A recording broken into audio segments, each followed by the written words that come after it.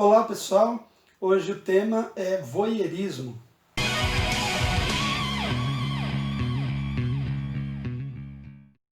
O voyeurismo é a tendência, o gosto, prazer por ver pessoas nuas ou durante o ato sexual, com ou sem o consentimento delas.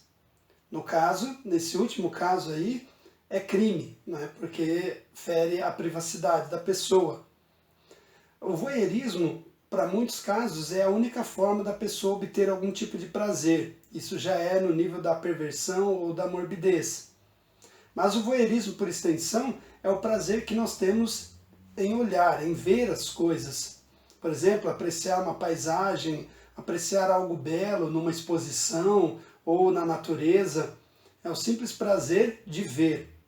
O cinema, propriamente, transformou o ato de ver no ato de olhar. Aí olhar tem a ver com uma relação entre o sujeito e o objeto, na qual o sujeito presta mais atenção nesse objeto, auferindo dele alguns detalhes. No caso da cinefilia, que é o amor ao cinema, aí já é um caso, uma relação específica do sujeito com a imagem e do modo como ele se relaciona com as imagens e o que essas imagens são capazes de causar nele em termos de sentimento, de emoção e supostamente de reflexão.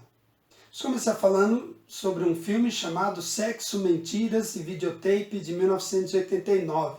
Esse filme, ganhador da Palma de Ouro no Festival de Cannes, traz o Graham como James Spader e a Andie MacDowell como Anne.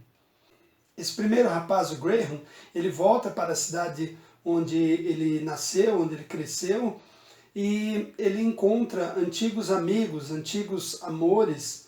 Ele começa uma tendência a gravar os depoimentos sexuais das mulheres. Então ele se relaciona com as mulheres e grava durante esses encontros esses depoimentos, e as mulheres com ele, por uma série de razões, se sentem bastante à vontade para fazerem esse relato, seus depoimentos sexuais.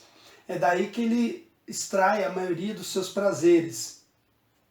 Esse filme, por isso se chama Sexo, Mentiras e Videotape, porque a mentira acabou se tornando um recurso social. A sociedade depende da mentira em muitos níveis para sobreviver, para se manter tal como ela é.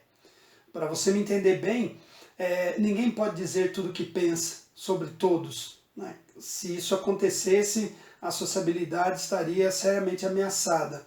Então a mentira acaba se tornando um expediente. Só que daí a extensão da mentira é o fingimento. Então, nesses depoimentos sexuais, as mulheres se abrem para ele e tudo aquilo que elas fingem com seus parceiros ou mentem, elas revelam para ele. É uma verdadeira análise sofisticada da psique humana.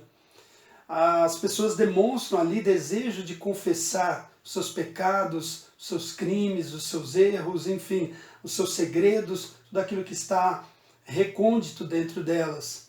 Digamos que aos poucos o Graham vai devassando a intimidade dessas mulheres. E como é que a Anne entra nessa história? Bom, ele se apaixona por ela, ela vive num relacionamento no qual o marido trai ela com a própria irmã, e ela sabe disso, então ela, frustrada, bastante machucada, ela se abre para o Graham. E uma mulher bastante fechada acaba se revelando, devassando a sua intimidade para esse personagem. Então esse filme nos convida a assumir, e até nos obriga a assumir, a nossa condição natural de voyeurs.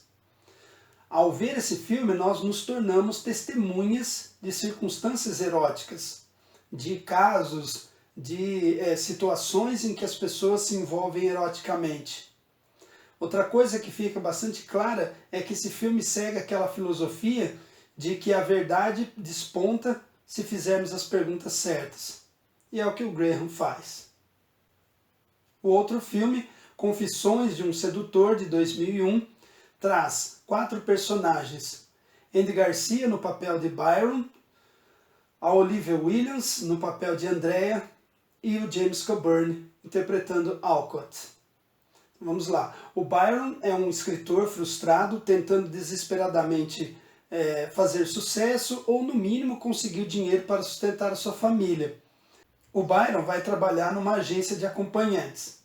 Lá, os seus serviços são solicitados por Andrea, e aí, com o tempo, eles vão se envolvendo, porque a Andrea sempre solicita os serviços do Byron.